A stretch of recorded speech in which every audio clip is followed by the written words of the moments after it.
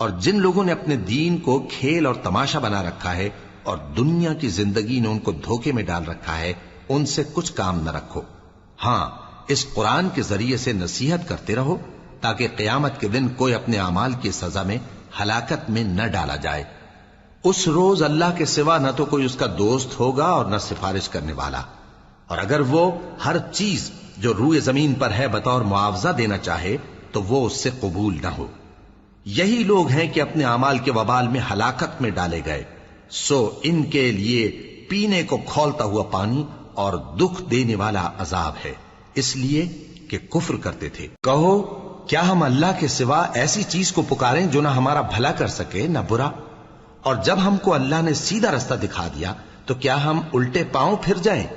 پھر تو ہماری ایسی مثال ہو جیسے کسی کو جنات نے جنگل میں بھلا دیا ہو اور وہ حیران ہو رہا ہو، اور اس کے کچھ رفیق ہوں جو اس کو رستے کی طرف بلائیں کہ ہمارے پاس چلا۔ کہہ دو کہ رستہ تو وہی ہے جو اللہ نے بتایا ہے، اور ہمیں تو یہ حکم ملا ہے کہ ہم اللہ رب العالمین کے فرما بردار بنیں، اور یہ بھی کہ نماز پڑھتے رہو اور اس سے ڈرتے رہو، اور وہی تو ہے جس کے پاس تم جمع کیے جاؤ گے۔